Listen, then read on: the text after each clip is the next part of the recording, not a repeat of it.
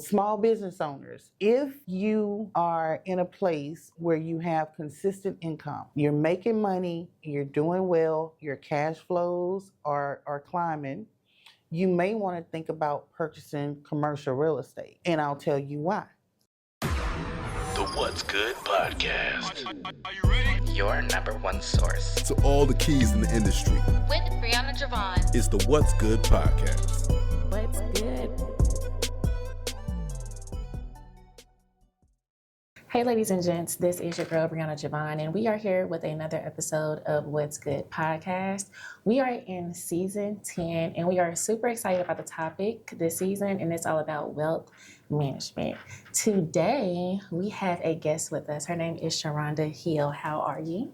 Hello, I am doing well. Thank you for having me. I'm glad to be here. Absolutely. We are super excited to get straight into it. So as you guys know, we start off with an icebreaker. Are you ready for your icebreaker? Okay. Okay, so for you, are you more of a saver, investor, or let me research it for a good 3 months before I take action? I'm a researcher. Me too. Okay, why? I'm a researcher because I have children. Mm-hmm.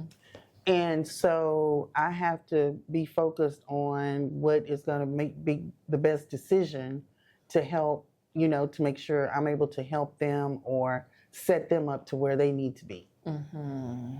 Makes sense. What was something recently that, like you mentioned, it involved your family as far as like a big decision so it can impact everybody, not just yourself? I had to buy another car. Was it like a situation of gratitude, like you're celebrating yourself, or it was like a real necessity for your family? It was a real necessity. Both my children have started working. Gotcha. My youngest is actually graduating high school this year, but they both have jobs, and it became a matter of I was having to Uber them to work. My oldest was going to college. I was having to Uber them everywhere because I would always have to be out and about doing community engagement events or traveling for work or showing somebody some real estate or checking on my listings on the other side of town. And it takes an hour to get from Houston to Houston. Mm-hmm. And so I was like, you know what? You just need to buy another car. Yeah. And so, because after I looked over my finances, because you don't realize it, but those Uber charges add up. And one day I looked, after a month, I was like, I spent this much on Uber. Mm-hmm. I could have paid 2 car notes at that point. Mm-hmm. So I was like, well, I guess I just better go and do it. Mm-hmm. So it was buying the car, the second car. Pulled the trigger. I had to make it happen.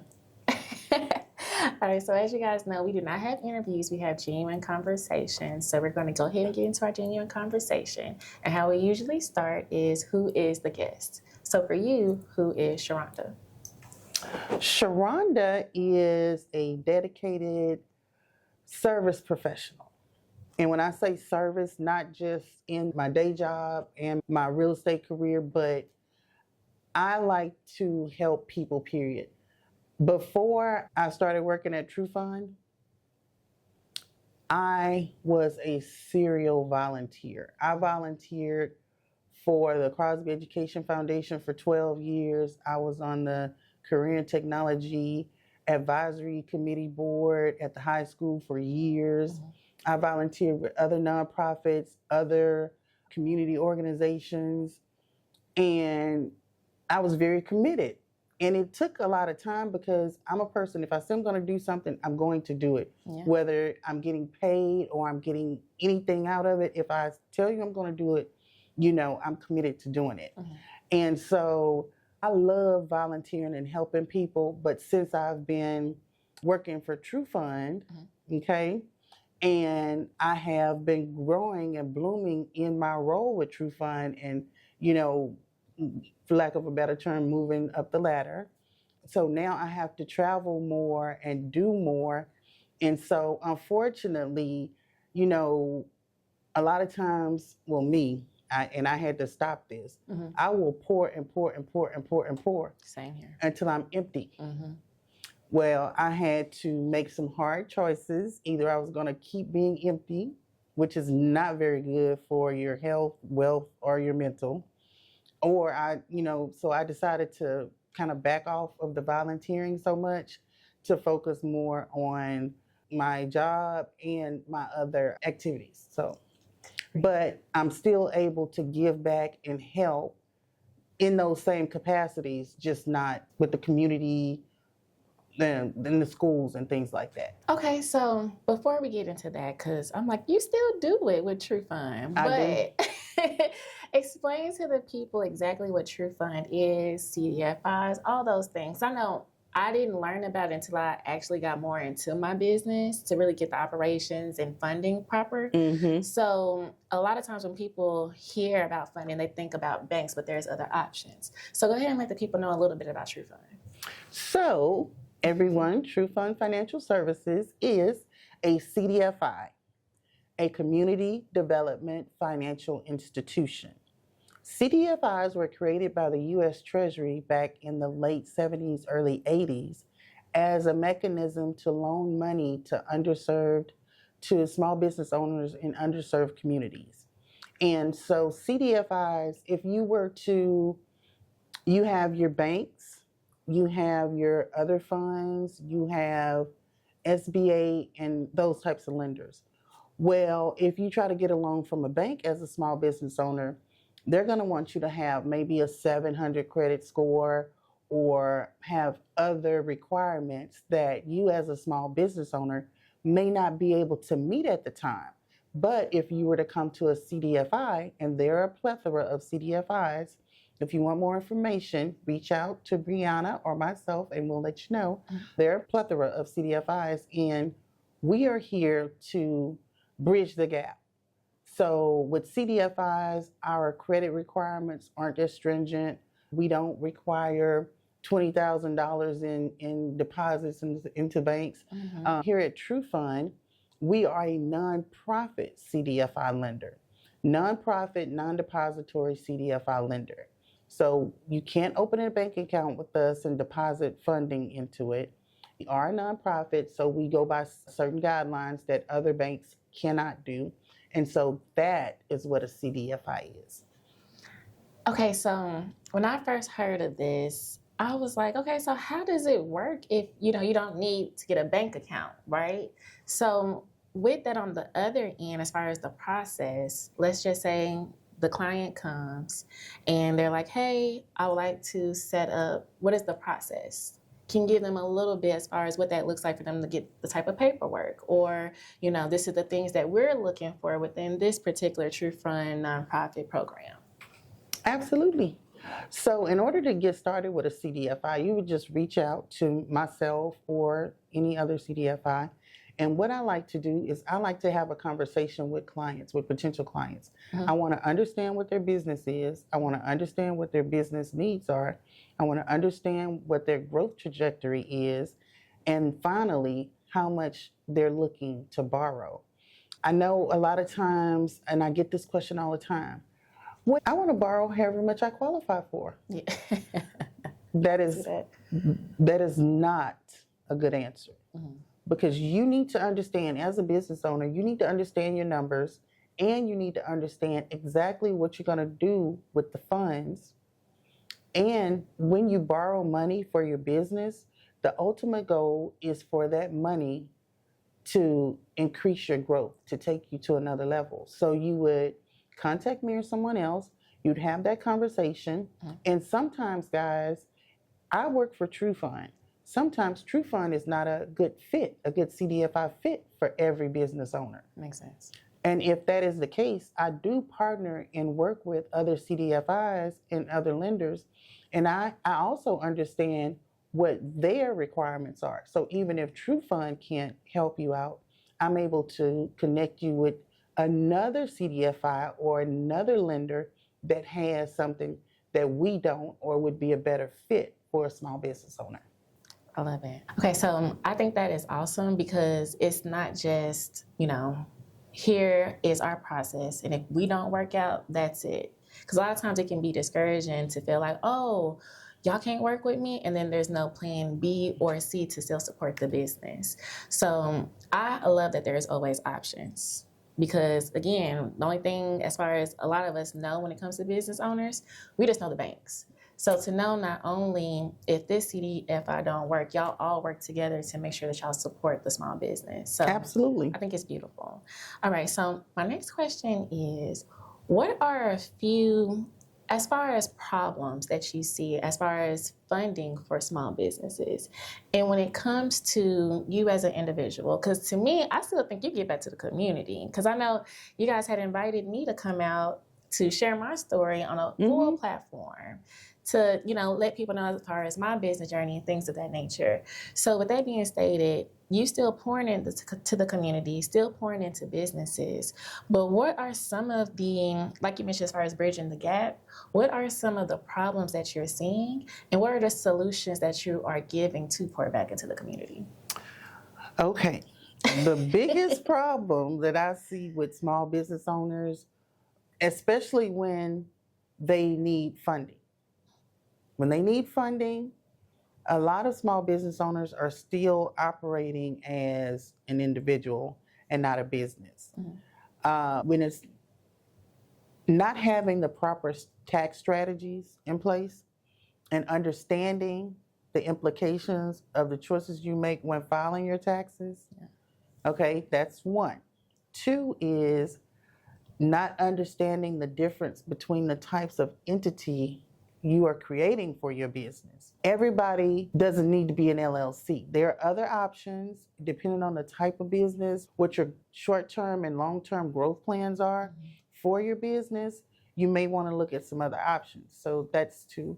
And another one is selling themselves short or not pivoting to profit. I call it pivot to profit. I was talking to a young lady, and I can't remember the name of her business, but this young lady, she was doing something in the floral space. And she decided that she didn't want to do that anymore. She was very, very good at it. But she wanted to manufacture soil and do something with soil creation and just switch everything up. But she didn't have the funding for it.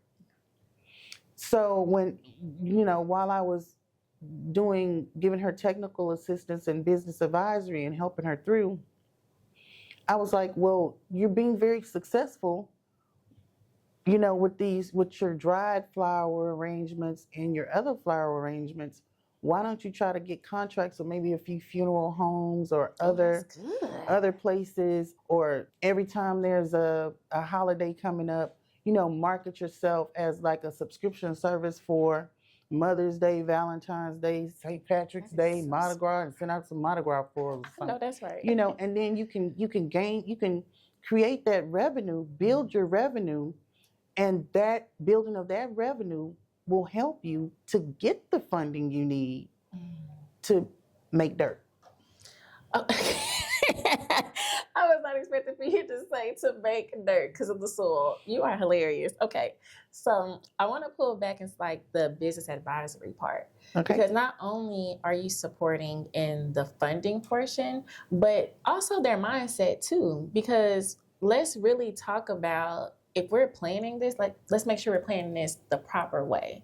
And so when it comes to the business advisory, what does that look like as far as a conversation from point A to B? This is what I'm thinking I want to do, but does this sound right? Now for me, and again, I operate my own lens. Honestly, in the ecosystem, in the small business space, you guys have probably heard people say TA or technical assistance. But to me, that sounds like nuts, bolts, some mechanic, blah, blah, blah. And there is a lane for technical assistance, because technically I can talk to you about technicalities of your business, your financial statements, your this, your that. But as for me, business advisory is actually having a conversation and listening to the small business owner and internalizing what it is they're saying, and that helps to guide my conversation to in turn help them with what they're trying to do. Because a lot of times, even me, I am a small business owner, okay? And a lot of times I have to go and talk to somebody else about my business because people love to talk to me about their businesses and they're so grateful about the information that I give them. But when I sit down and I'm working on my own, it doesn't come to me the way it will come to me when I'm talking to somebody else. And I think there's something to do with discernment or divine intervention or something like that, you know. So I approach it a little bit differently as a conversation because I can have a list of questions, yes, no questions, but is that really going to give me the information I need to actually assist this small business owner to get to where they're trying to go? Does that make sense? It absolutely does. Because as for me coming into a situation, a program or a business advisory, a coach, I really want the information and the solutions to actually fit my business versus generic information that you Absolutely got from a book and it sounds good.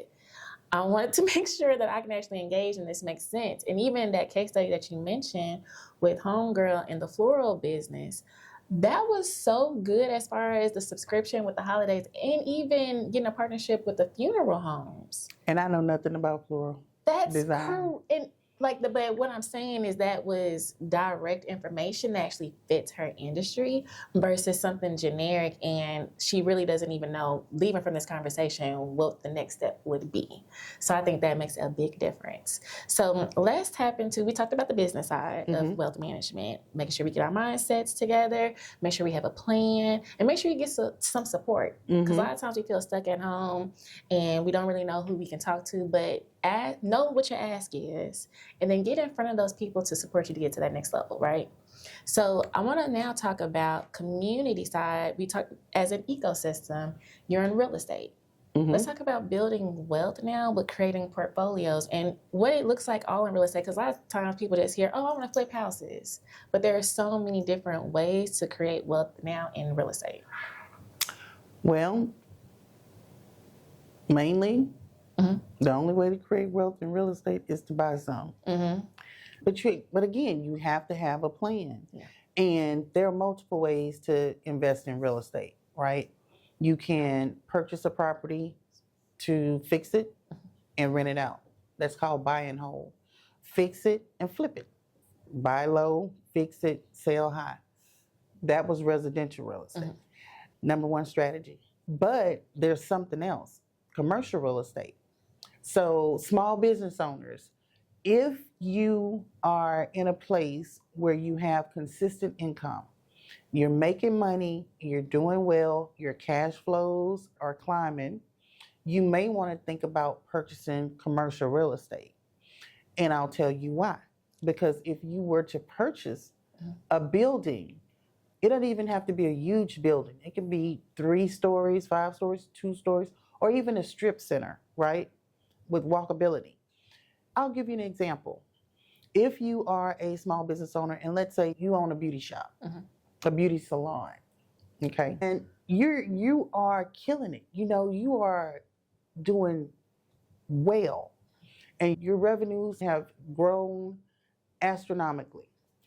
You may want to look into purchasing a strip center. One, because of the foot traffic. So not only do you get your clients that you already have, you now have the opportunity to get foot traffic. And if you were to buy this strip center, you don't have to occupy the whole thing. True. You're buying this piece of commercial property. You have a beauty salon. You take up, let's say it's 10,000 square feet. You take up 2,500 square feet. Then you find someone who does nails. And they're trying to build up their business. You're like, okay, well, you can lease this space right next to my beauty salon, okay? And you pay me and you can do nails, and now you have a nail shop, your beauty salon, a massage therapist, and a barber. If you don't have barbers in your beauty salon, you can have a barber at the end of your strip. So, and that could work in any industry. If you have a childcare, a daycare. I was just going to say childcare, yes. If you have a daycare, you can have half of your strip center is the daycare. The other half is Miss Dolly's Donuts. You can buy donuts for the children and the parents when they're dropping the kids off, picking them up, they can get donuts. So you have to think strategically and be creative.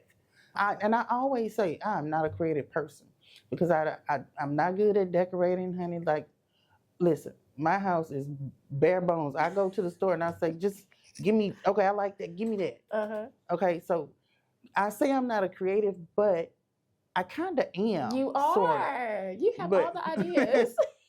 But maybe I'm a different sort of creative. But so that is how purchasing commercial real estate can build generational wealth. And even if it's not a strip mall, even if you do decide to buy a small 2-3 story building, maybe you can put a small store at the bottom.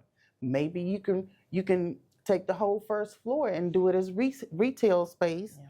And do the other 2 floors above it as apartments or office space. It just depends. So those are ways that you can optimize and secure your financial freedom and grow your wealth.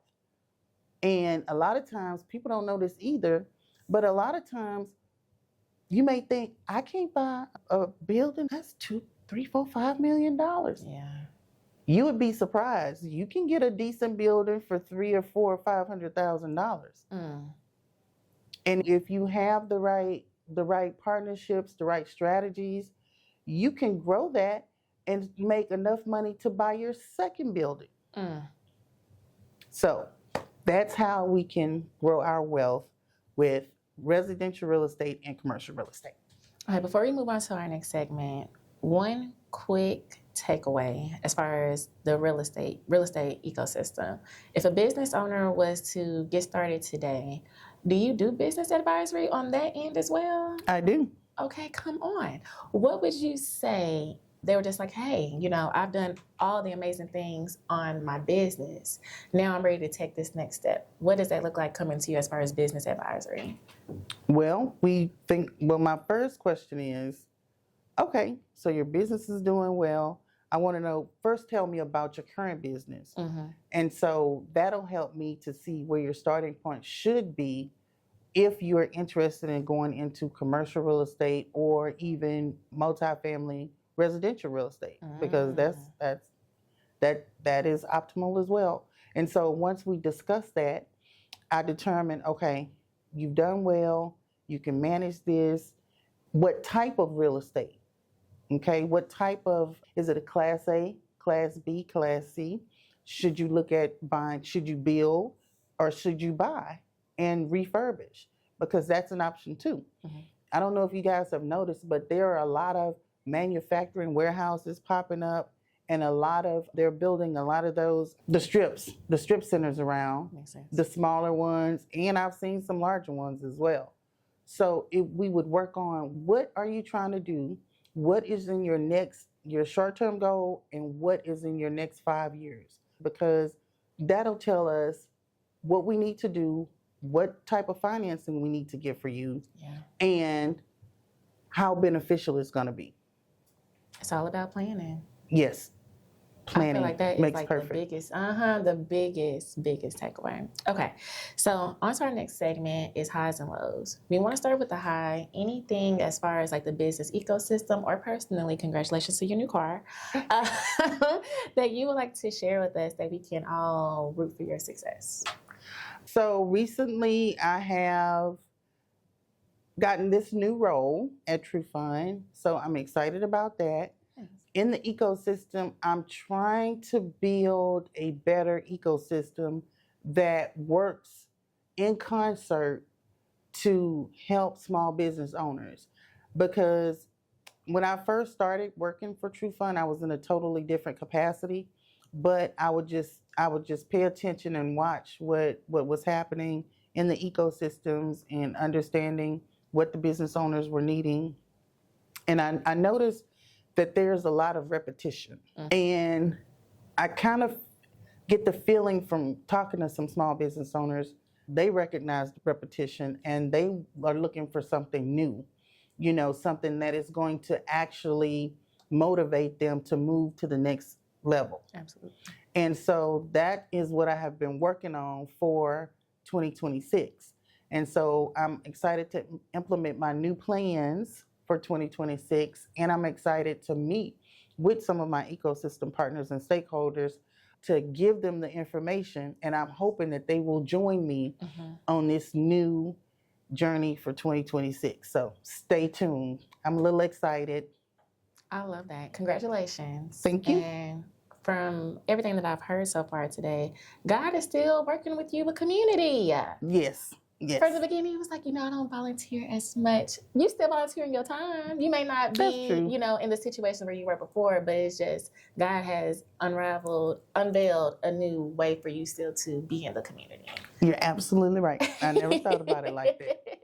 Okay, so now let's talk about a time, as far as our low part of it, where you kind of had to pivot in a sense. Like you mentioned, you started seeing a lot of things were the same thing, but you realized that there needs to be a solution and a way to kind of change the trajectory of certain programs, right? What is something that you had to pivot, or a challenge that you had to take on? Because you're still here today and still, of course, pouring into the community. Okay, so my biggest challenge is, and this is going to sound a little vain, but I have gained a significant amount of weight. And I am thoroughly shocked and surprised that I'm even doing this podcast with you today. Really? I am not comfortable in front of a camera at all. Oh my gosh, and you were like one of the first ones that signed up. Really? Yeah. You and Miss Francis were the first ones to sign up. So for me, I was really, really, really low, because I was like, I can't believe I got myself in this position. And so I'm actually trying to come out of that. I'm just going to tell y'all, don't tell nobody, because I was depressed. But it's like, well, either you're going to do something about it, but you can't keep complaining about it and staying in the house. What good is that going to do, man? So that was my low.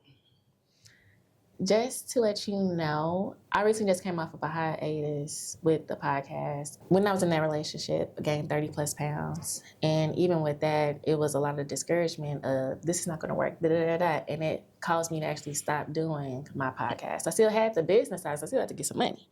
But as far as like what I truly enjoyed and the seed of even how I got to where I am with the podcast agency, I legit stopped it and I was depressed. And I had to come out of that situation, because if you sit in it, what is that going to do?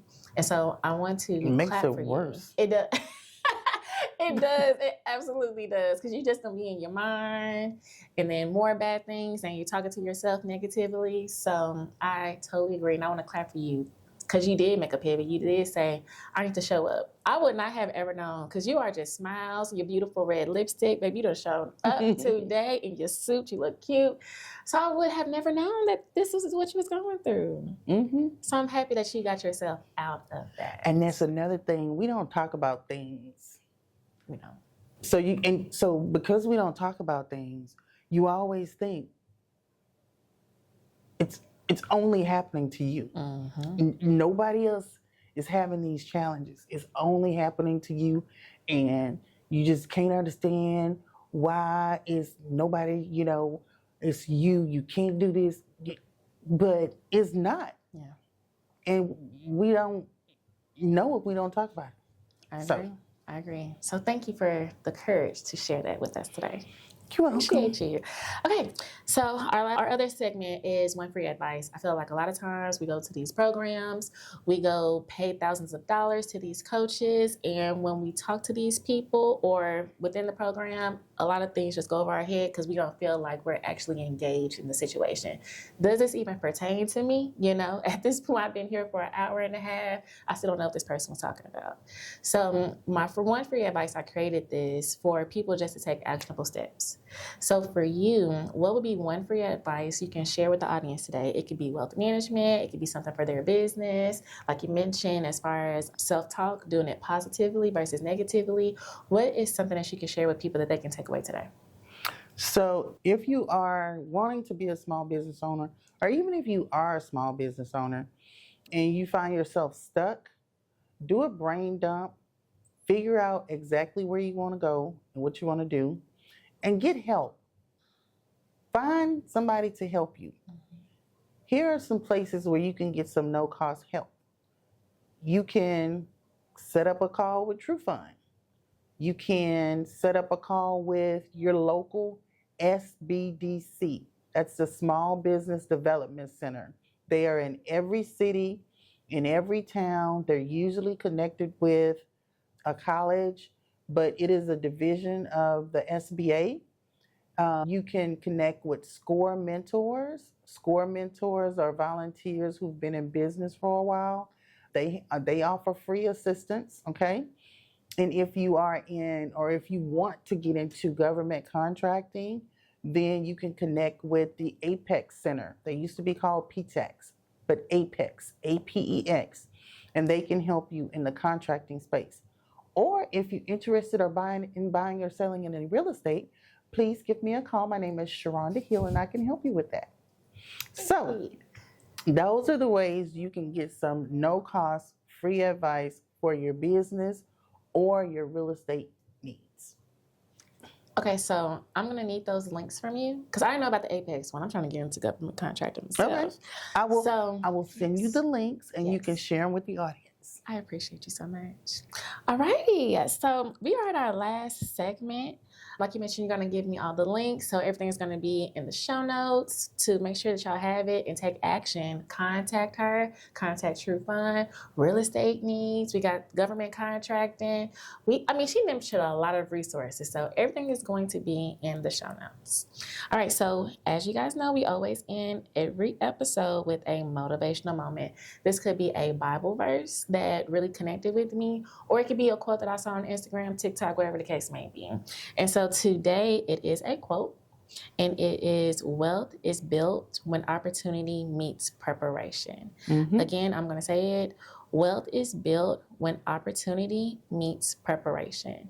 So I'm going to share my thoughts, you share your thoughts, and it's a wrap. Okay. Awesome. So when I saw this quote, I was just pretty much looking back on my business journey. So I've been doing this since 2019 when I first started my podcast. 2020 is when I was like, let me make some money off of this. I've been doing it. I've been helping people for free. Now I go ahead and put a dollar bill to it and make it happen. And so I realized when I started talking to more people and they started introducing me to these people and then introducing me to these programs, and I've realized within just a few years of putting myself out there and knowing what my ask is and my goals and things of that nature, the preparation is key. And so these times where we're scrolling on TikTok or we're trying to go to happy hour, whatever the case may be, figure out what a balance is. Figure out, we can celebrate this, but at the same time, we need to know what we want for our business and what the end game is going to be.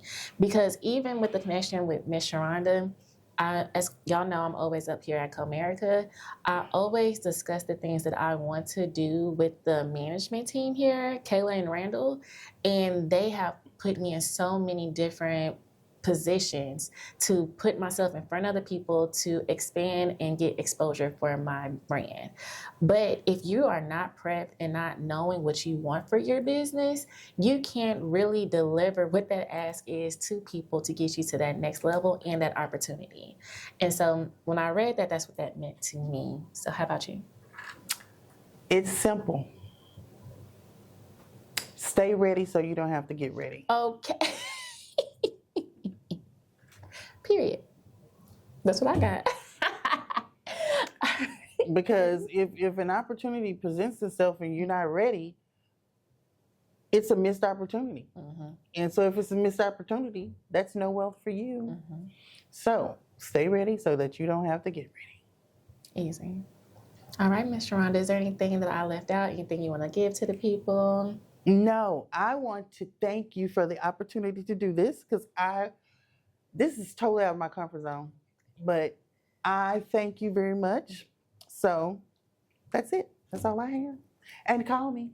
I know that's right. Hey, we're going to give y'all the resources. It's up to y'all to make it happen at the end of the day. Mm-hmm. But other than that, I'm super thankful for you to join us, all the different information that you gave us, the actionable steps that you provided. And so if you're listening to this, thank you for, of course, supporting the What's Good community. If you're listening to this morning, noon, evening, or night, thank you, and we see you guys next time. Thanks for joining us for another episode of What's Good Podcast with your girl, Brianna Javon. If you found today's discussion inspiring, don't forget to hit the subscribe button on your preferred podcast platform. Explore additional resources on our website at whatsgood-productions.com and find our social media links listed in the show notes. Stay tuned for more captivating stories ahead.